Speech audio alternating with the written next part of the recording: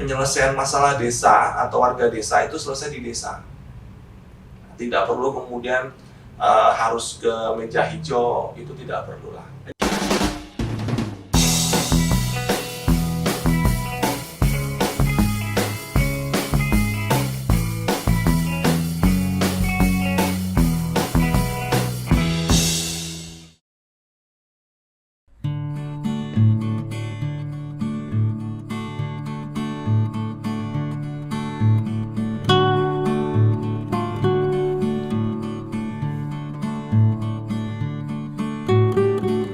Hai semuanya, bertemu kembali di Podcast Desa, sebuah ruang untuk kita belajar bersama bagaimana membangun Indonesia dari desa.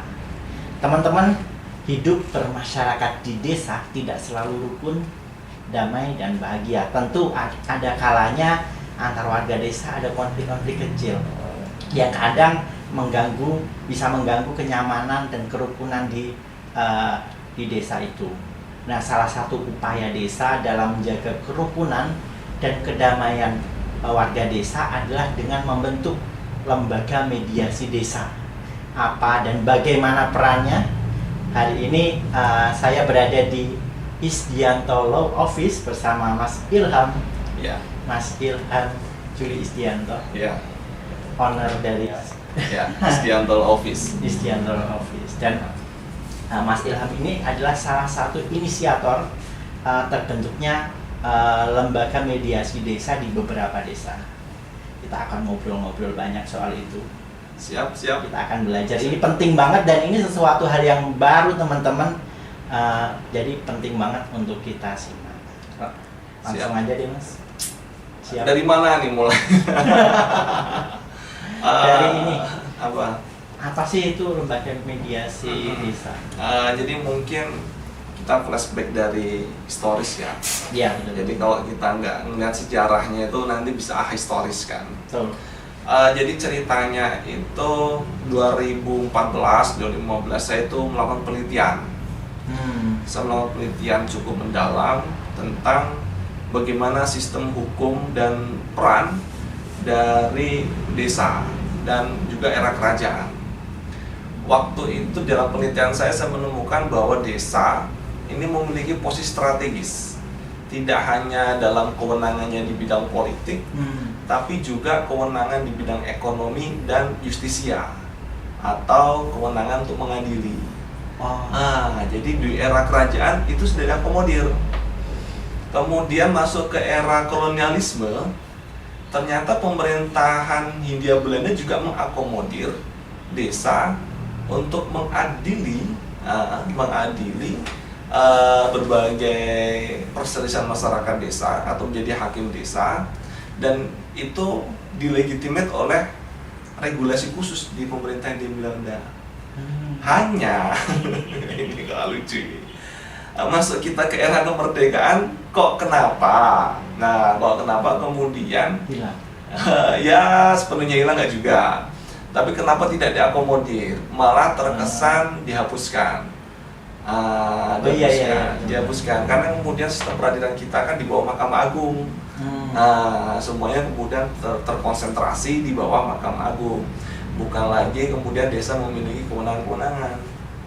Nah, disitulah kemudian ternyata terus berjalan hingga keluarlah Undang-Undang Nomor 6 Tahun 2014. Di undang-undang itu ternyata ada tuh kewajiban kepala desa, wajib hukumnya bagi kepala desa untuk menyelesaikan perselisihan masyarakat desa. Ketentuan itu ada pada pasal 26 ayat 4 huruf K. Itu ada di situ.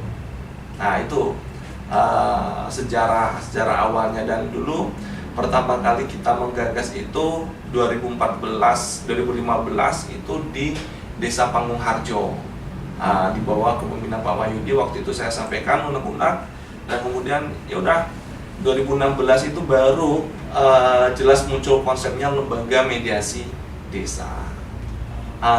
Itu awal sejarahnya. Oke, terus kayak kalau kayak ada misal hukum adat itu Iya. bagian dari itu nggak sih? sebenarnya hukum adat diakomodir secara khusus.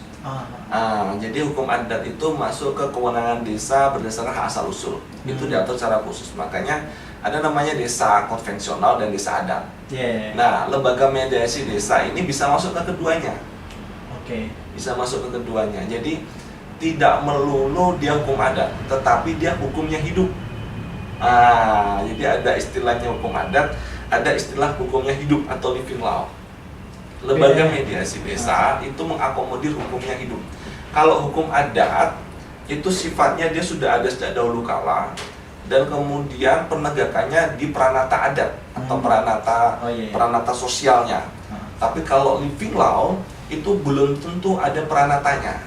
Tetapi dia kemudian diyakini berasal dari nilai-nilai masyarakat dan kemudian dinamika masyarakat yang kemudian diakui oleh masyarakat sebagai norma sosial atau norma yang hidup dalam masyarakat tersebut. Itu. Terus ini Mas, selama dari 2014 sampai sekarang perannya di desa itu seperti apa Mas? Proses apa namanya? Ya selama beberapa tahun ini bagaimana sih? Ya, kalau beberapa tahun ini kita lebih banyak terfokus salah satunya di Desa Panguharjo ya. Karena dulu awal-awal memang bermulanya dari sana, dan di sana kita sudah melakukan banyak hal. Kita sudah seringkali melakukan atau membantu masyarakat memediasi persoalan terutama waris. Itu Waris itu banyak sekali di sana itu, apalagi di desa itu kita benar-benar akan melihat bahwa gara-gara waris nih kakak adik hampir bacok-bacokan gitu kan. Kakak adik hampir separah itu, dan munculnya lembaga mediasi desa ini. Kemudian kita ingin kalau ada masalah kita selesaikan dengan apa? Dengan cara kekeluargaan. Kalau orang Jawa bilang ono rembuk dirembuk. Nah, lembaga mediasi desa itu hanya memfasilitasi dan kemudian membantu untuk mencari jalan keluar. Sebenarnya ini nanti persoalannya seperti apa dan kemudian arah penyelesaiannya bagaimana. Nanti kita juga akan memberikan referensi pada kedua belah pihak secara hukum agama, waris itu bagaimana. Kita juga bisa memberikan referensi itu. Tapi sebenarnya kita akan lebih nanti mengembalikan kepada pihak untuk mengambil keputusan menyelesaikan secara bersama-sama, win-win solution. Jadi peran lembaga mediasi desa itu sebagai pihak ketiga yang menengahi keduanya. Kemudian ngasih referensi. Ini kalau maju ke hukum akan seperti ini. Seperti apa? Akan lebih baik kalau selesai di sini. Benar. Dan kita juga pernah itu di desa itu membantu masyarakat untuk menghadapi rentenir. Itu bagian dari lembaga mediasi desa. Waktu itu pertama kali ada satu korban waktu itu. Kemudian kita melihat ternyata ini adalah fenomena gunung es. Fenomena gunung es waktu itu, dan kita kemudian mengumpulkan banyak sekali korban-korban. Total waktu itu yang kita bantu untuk di mediasi itu ada 30 orang warga. 30 orang warga yang kemudian terjerat rentenir waktu itu. Kita bantu, paling tidak adalah mereka mendapatkan rasa aman.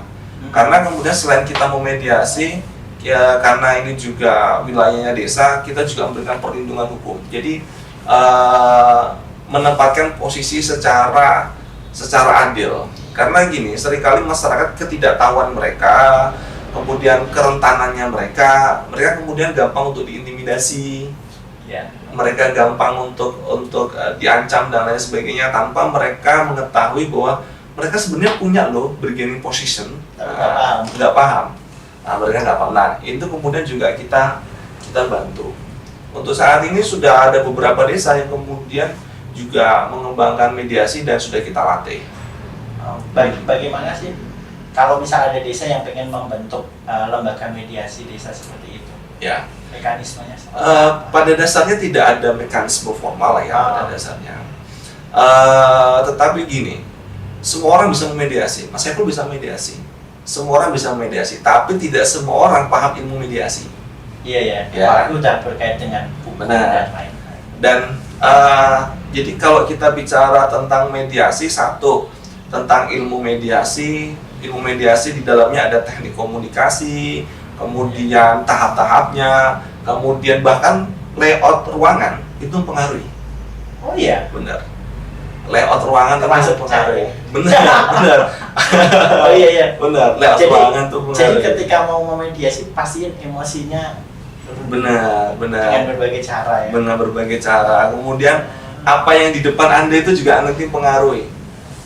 Jadi sudah ada gobut. Jadi kalau kemudian kita kemudian selalu memperhatikan ya, jangan kemudian salah satu contoh nih, kalau lagi mediasi tidak memberikan minuman itu di gelas, karena kalau gelas itu kan kalau orangnya ngamuk itu kan nanti ngelempar gelas kan sakit gitu. Segitunya. Terus itu baru ilmu mediasi. Ilmu mediasi bagus, oke. Tapi jika dia tidak mempunyai skill dalam membuat kesepakatan perdamaian, itu menguap. Contoh nih, ada orang bermasalah, oke. Sudah ada kesepakatan, deal, selesai. Kemudian mereka nuangkan dalam kesepakatan bersama atau kesepakatan perdamaian, selesai. Tapi kalau kemudian kesepakatannya nggak bunyi, Maksudnya nggak bunyi, kemudian banyak celah yang kemudian kalau salah satu pihak itu kemudian nanti mereka mau prestasi atau salah satu pihak mereka mau, kita menuntut juga kesulitan. Jadi itu satu paket, malah menimbulkan konflik baru, malah nggak selesai. Jadi ilmu mediasi, kemudian ilmu legal draftingnya juga harus ada, plus lembaga. Jadi kelembagaannya itu juga kalau bisa harus ada. Kalau kita kan di bawah desa, di bawah desa nanti bentuknya itu, kalau di bawah desa bentuknya bisa badan layanan umum, kalau bisa juga di bawah BUMDes. Kalau di bawah BUMDes itu namanya nanti usaha layanan umum. Bisa juga. Jadi mediasi ini pada dasarnya dia tidak mencari keuntungan ya, tapi kemudian dia bisa ngecas administrasi sebenarnya. Kalau kemudian dari desa tidak memberikan pendanaan khusus, tidak ada anggarannya. Untuk beberapa desa yang kemudian selama ini kita bantu, mereka selalu menyediakan anggaran khusus untuk itu. Nah, untuk kemudian proses-prosesnya itu tadi biasanya pelatihan itu 2-3 hari. Kalau kemudian sampai jadi. Jadi pelatihan, setelah pelatihan untuk perangkat desa itu sendiri. Perangkat desa, pamong desa, kepala desa, untuk mereka masyarakat. punya skillnya itu, dan tokoh-tokoh masyarakat, tokoh pemuda juga penting itu. Kemudian setelah itu adalah pendirian. Pendirian itu nanti apakah bentuknya dia perdes atau peraturan desa atau peraturan kepala desa atau apa, dan bentuk kelembagaannya seperti apa. Nah, jadi pertama pelatihan, kedua pendirian, dan ketiga itu pendampingan. Biasanya kalau kita selesai nih, kita menyelenggarakan pelatihan mediasi, kita tidak mungkin melepas begitu saja. Karena bahaya. Biasanya kalau mereka ada case atau apa, mereka kemudian tetap komunikasi dengan kita kemudian backup bantu. Ini kalau problem seperti ini bagaimana penjelasannya? Problem ini bagaimana?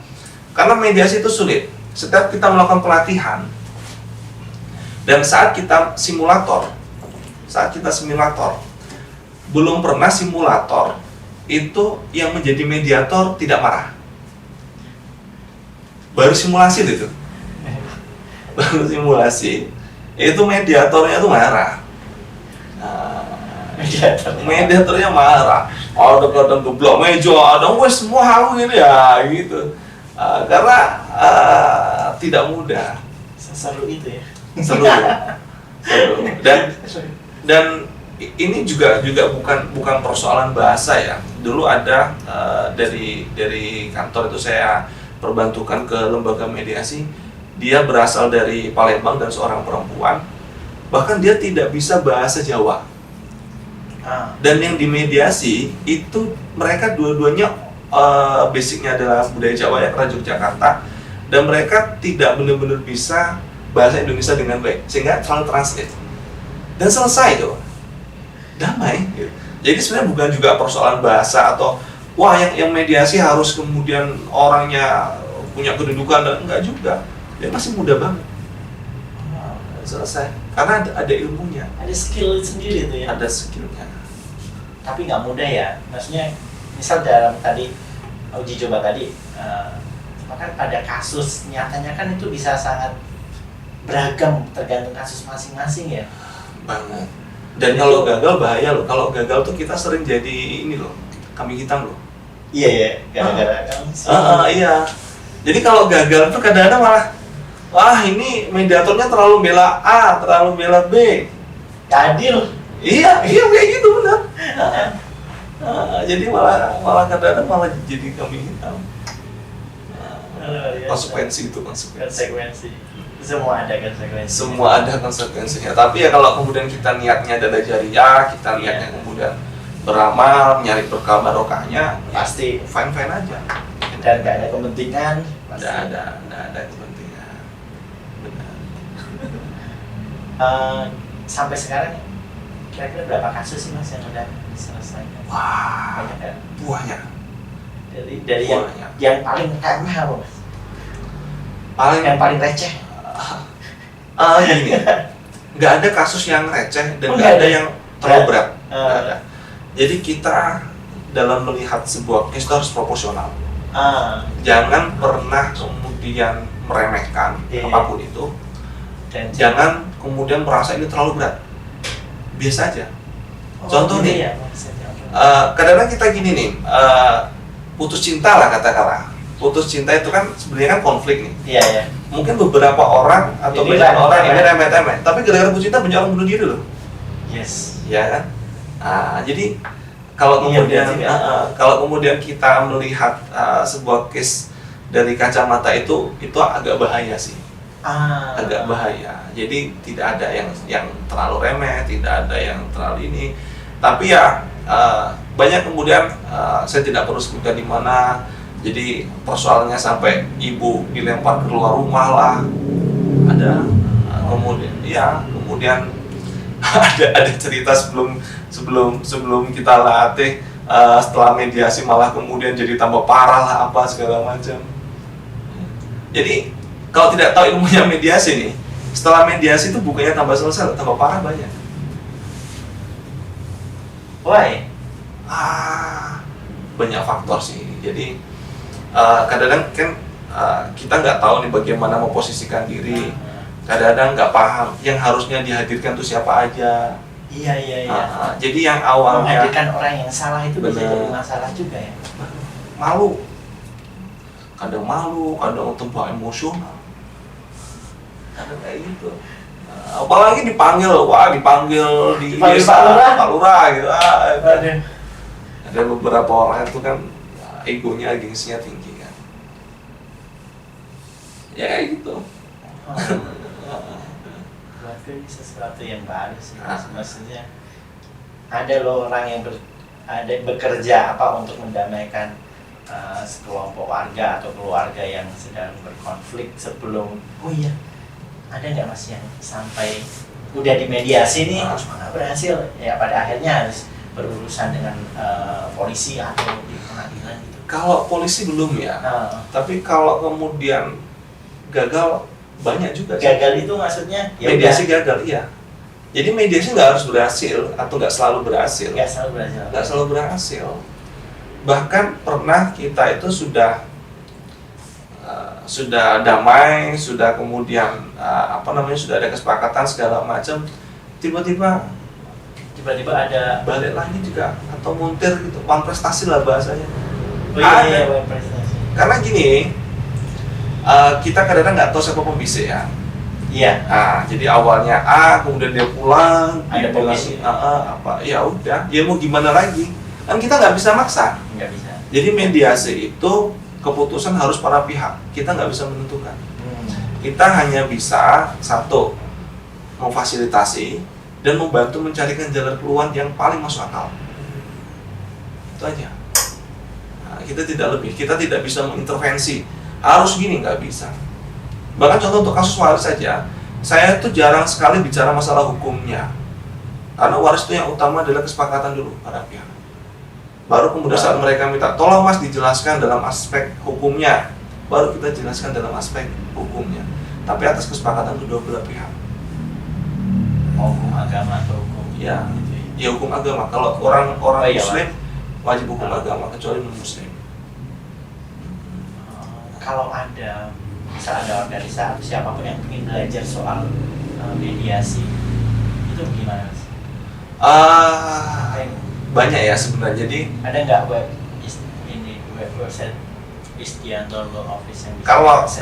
yang sekarang ini sekarang ini sudah ada itu di medsos. Namanya samgat.mediasi Instagramnya. Samgat.mediasi. Samgat.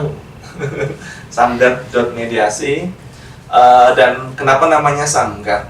Nama Samgat itu dari dulu di era Majapahit itu ada namanya Sang Pamegat. Sang Pamegat itu adalah penyelesai konflik atau hakim di wilayah-wilayah lokal. Contoh di desa gitu. Iya. Sang Pamegat. Sang Pamegat dari kata gat, yaitu putus. Makanya ada istilah pegatan. Putus. Nah, jadi dulu itu gat itu putus, Sang Pamegat itu sang pemutus. Nama lain dari hakim. Nah, istilah kemudian dulu itu Sang Pamegat itu panggilannya Samgat.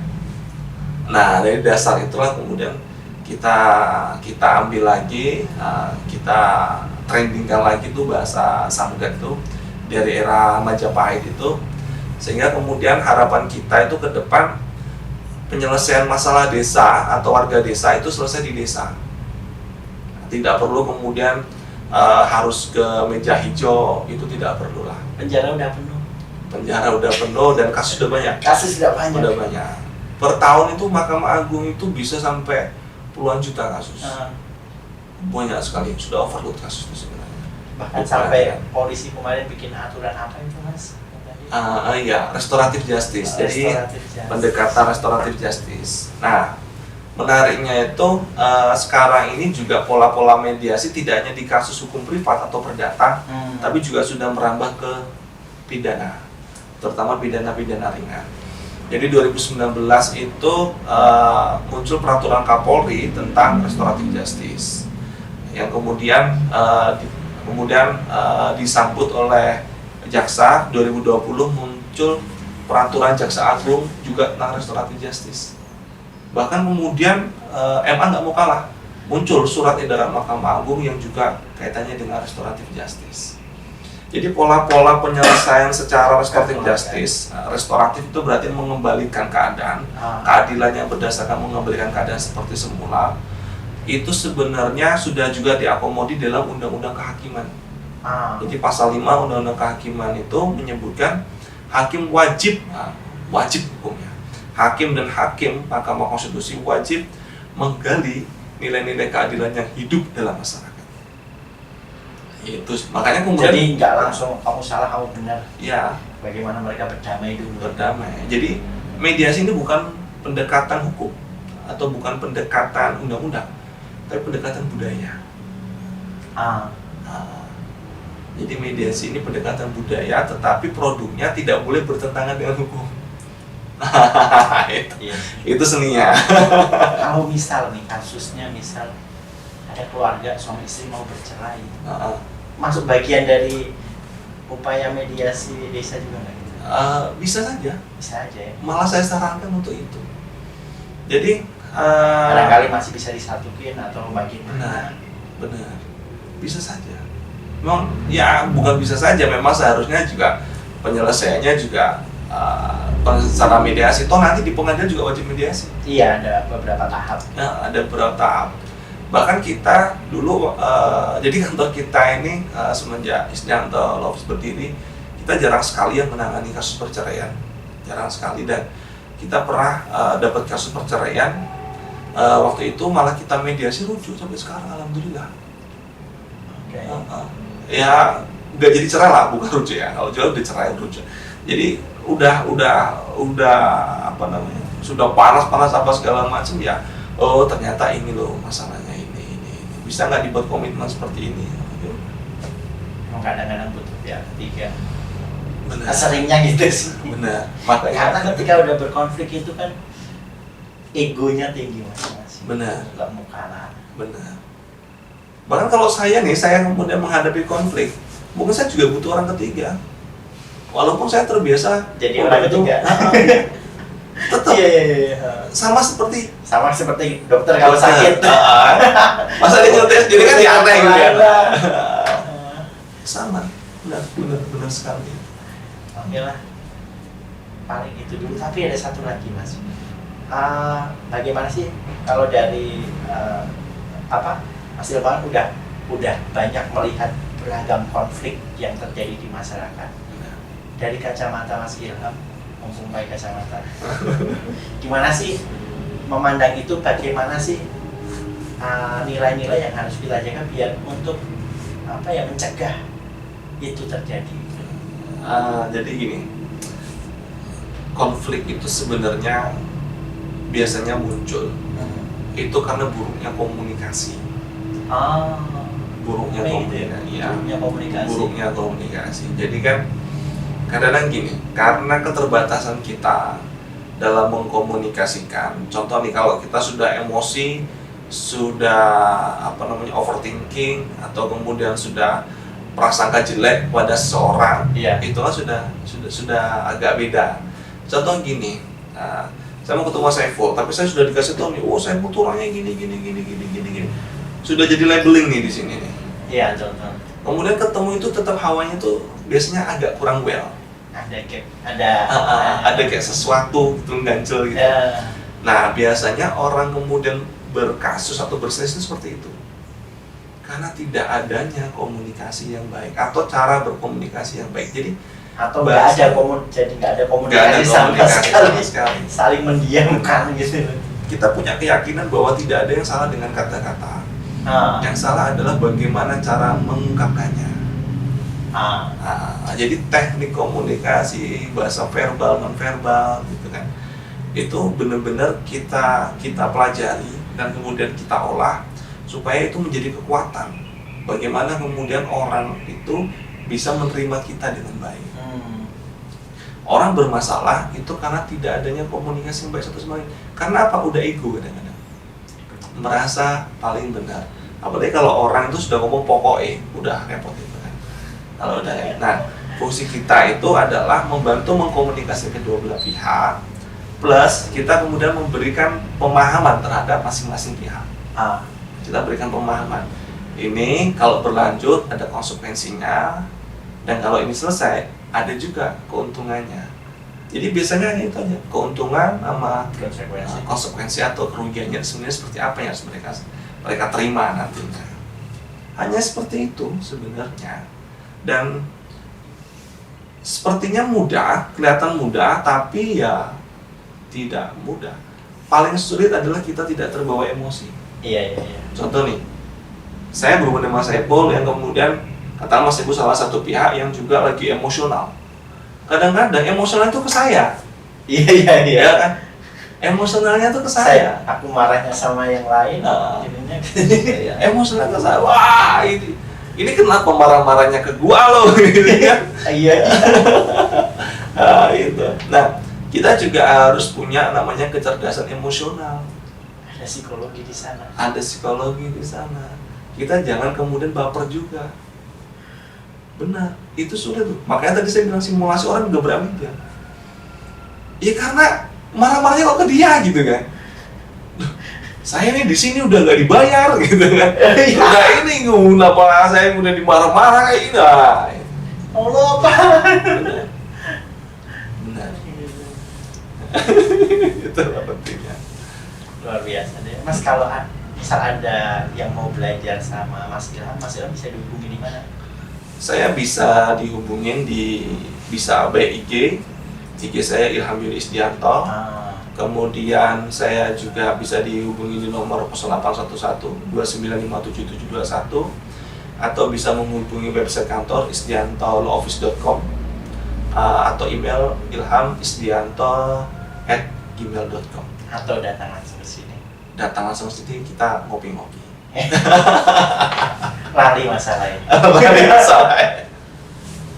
Matur suwun sangat Mas. Terima kasih banyak. Teman-teman, hari ini luar biasa. Paling nggak buat diriku sendiri ini hal yang sangat baru, membuka wacana baru bahwa Ini penting loh. Ini salah satu bagian dari inovasi desa dalam menjaga kerukunan antar warga desa. Terima kasih, mungkin sampai sini dulu. Sampai bertemu lagi di podcast desa berikutnya. Bye-bye.